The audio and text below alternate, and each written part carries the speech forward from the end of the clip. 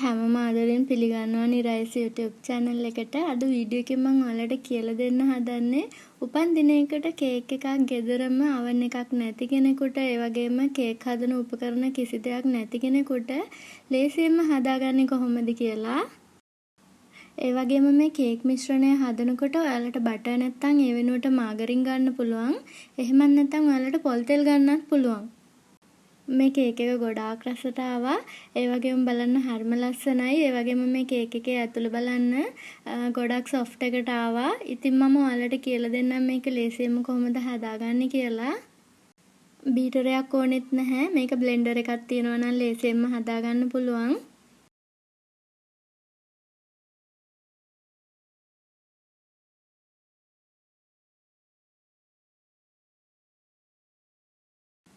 මේ තියෙන්නේ මගේ රයිස් කුකර් භාජනේ. මම අද රයිස් කුකර් එකම ගන්නෙ නැහැ. මේ රයිස් කුකර් භාජනේ විතරයි කේක් එක හදන්න ගන්නෙ. ඔයාලට මේ වගේ එකක් නැත්නම් සාමාන්‍ය non stick pan එකක් ගන්න පියන වහන්න පුළුවන් එකක්. මේක ඇතුළට බටර් ටිකක් හෝ පොල් තෙල් ටිකක් දාලා මේ වගේ බ්‍රෂ් එකකින් ගා ගන්න ඕනේ ඉස්සෙල්ලාම. ඒක සූදානම් කරලා පැත්තකින් තියමු. තවත් එකක් මේ පියනේ සිදුරු තියනවා නම් ඔයාලා මේ විදිහට ෆොයිල් පේපර් කෑල්ලක් ගහලා වහලා දාන්න. හුමාලේ පිටතට ගියොත් එහෙම කේක් එක හරියට බේක් වෙන්නේ නැහැ.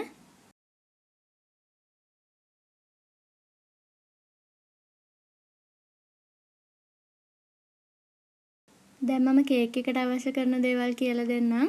මෙතන මම අරගෙන තියෙනවා අඩු කෝප්පෙන් 3 කාලක් බටර් දිය කරලා. ඔයාලට බටර් නැත්තම් පොල් තෙල් ගන්න. සීනිත් ඒ හා සමානව අඩු කෝප්පෙන් 3 කාලක් ගන්න. බිත්තර ගෙඩි 4ක් අරගෙන තියෙනවා සාමාන්‍ය ප්‍රමාණයේ බිත්තර ගෙඩි 4ක්. පිටි අඬු කෝප්පෙන් පුරවල එකක් ගන්න ඕනේ. පාන් පිටි තමයි මම අරගෙන තියෙන්නේ. වැනිලා තේ හැන්දක් ඕනේ වෙනවා. විනාඩි බිංදු 3-4ක් ඕනේ වෙනවා. මේ තියෙන්නේ බයිකාබනේට් සෝඩා. මේකට අප්ප සෝඩා කියලාත් කියනවා. බේකින් සෝඩා කියලාත් කියනවා. මේකෙන් තේ හැඳි භාගයක් ඕනේ. එතකොට මේ තියෙන බේකින් පවුඩර් එක මේකෙනුත් තේ හැඳි භාගයක් ඕනේ. දැන් මම මුලින්ම බ්ලෙන්ඩර් ජායකට දාගන්නවා සීනි ටිකයි බටර් ටිකයි බිත්තර ටිකයි දාලා මේ ටික හොඳට බ්ලෙන්ඩ් කරගෙන ඉන්න ඕනේ. විනාඩි 3-4ක් බ්ලෙන්ඩර් එක නවත්ත ඔයාලා හොඳට බ්ලෙන්ඩ් කරගන්න. මේ තියෙන්නේ මම බ්ලෙන්ඩ් කරගත්තු මිශ්‍රණය. මේක මම දැන් මේ වගේ පොඩි බෝල් එකකට මාරු කරගන්නවා. දැන් මම පාන් පිටි ටික හලා ගන්නවා. පාන් පිටියක උඩටම මම බේකින් සෝඩායි බේකින් පවුඩරුයි දෙකම දාලා හලා ගන්නවා.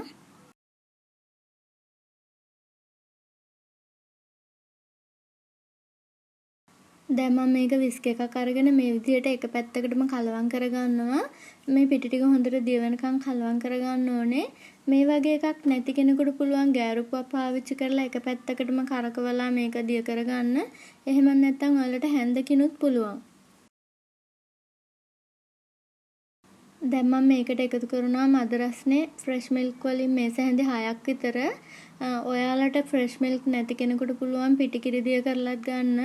ඒ වගේම ඔයාලට එලකිරි පිටිකිරි දෙකම නැති කෙනෙක් ඉන්නෝ නම් බ්ලෙන්ඩ් කරනකොට බිත්තර ගෙඩි 5ක් දාලා බ්ලෙන්ඩ් කරගන්න.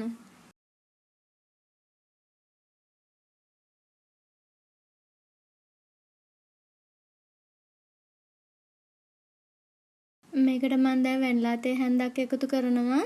එකතු කරලා හොඳට කලවම් කරනවා.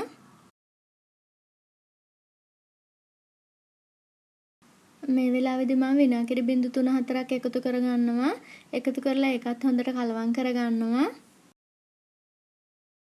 ඔන්න දැන් කේක් බැටර් එක සූදානම්. මම දැන් මේක රයිස් කුකර් භාජනයට දාගන්නවා.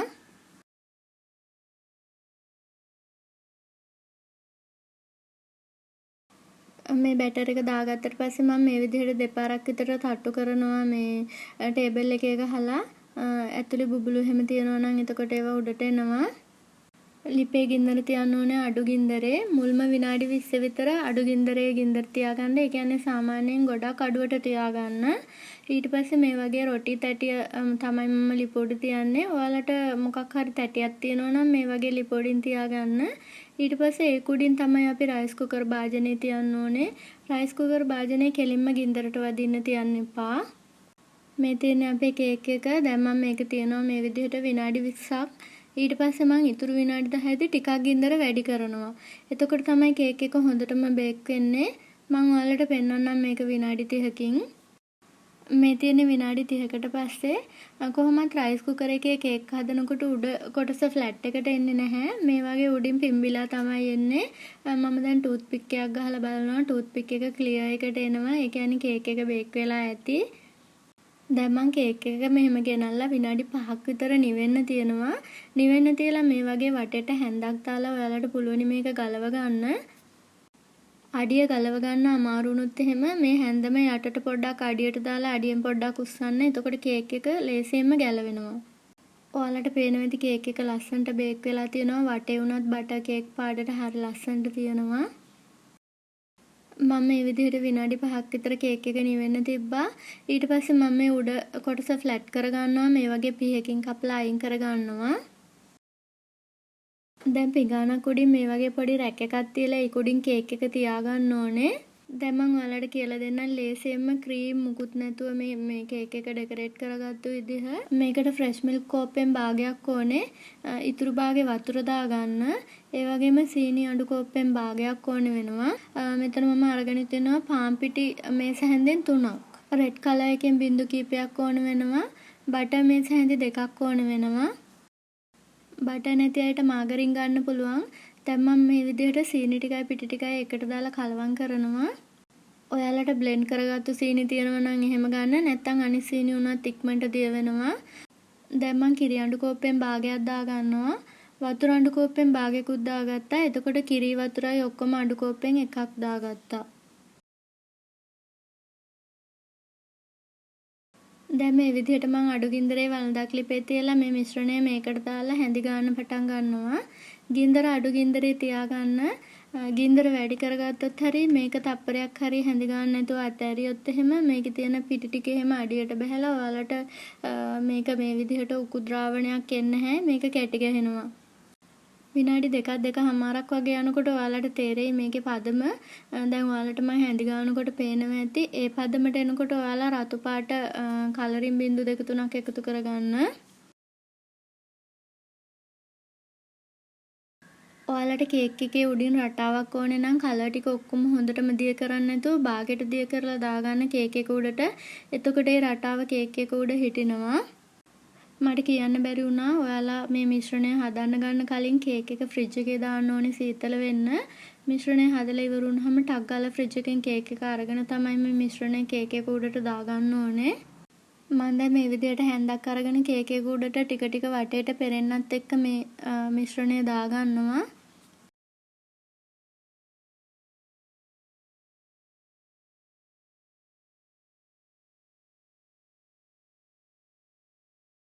ඔයාලට මෙතන පේනවා ඇති කේක් එකේ ලස්සන රටාවකුත් ඇවිල්ලා තියෙනවා. ඒ වගේම මිශ්‍රණයේ වැඩි ටික මේ රැක් එකෙන් පිඟානට වැටෙනවා. ඊට පස්සේ විනාඩි 2ක් විතර තියලා ඔයාලා මේ කේක් එක ගිහින් ෆ්‍රිජ් එකේ දාන්න. ෆ්‍රිජ් එකේ දාලා අරගෙන ඇවිල්ලා තමයි මේ විදිහට මලක් තියාගන්න ඕනේ. ෆ්‍රිජ් එකේ දැම්මට පස්සේ මේ ඩෙකොරේට් කරපු ලේයර් එක හයි වෙනවා. ඊට පස්සේ ඔයාලට පුළුවන් මේ වගේ ඉටිපන්දම් 2-3ක් ගහන්න. මම දැන් ඔයාලට මේ විදිහට කෑල්ලක් කපලා පෙන්නන්නම්. කේක් එක ගොඩාක් ලස්සනට ගොඩාක් රස පාටට තියෙනවා. මේ බලන්න හරිම රස පාටයි. අවන් එකක් නැති වුණත් ලොකු වියදමක් යන්නේ රුපියල් 500ක් වගේ අඩු මුදලකට ඔයාලට මේ කේක් එක හදා ගන්න පුළුවන්. ඉතින් ඔයාලා හදලා බලුවොත් මට ඔයාලගේ අදහස් කමෙන්ට් තීරුවේ සඳහන් කරන්න. මේක නම් අනිවාර්යෙන් Facebook එකේ ඔයාලගේ යාළුවන්ට බලන්න ෂෙයා කරන්න ඕනේ. දරුවගේ උපන්දිනේට ඕනම දුප්පත් අම්මා කෙනෙකුට අවන් එකක් නැති වුණත් මේක හදන්න පුළුවන්. ඔයාලා පිරිමි දරුවෙකුට හදනවා නම් මේ කලර් එක නිල් පාටින් ගන්න. ඉතින් මතක ඇතුව නිරායස් YouTube channel එක subscribe කරලා තියාගන්න. ඔයාලට වටිනා වීඩියෝ බලන්න පුළුවන්. තවත් වටිනා වීඩියෝ එකකින් අපි හමුවෙමු. ඔයාලා හැමෝටම ස්තුතියි.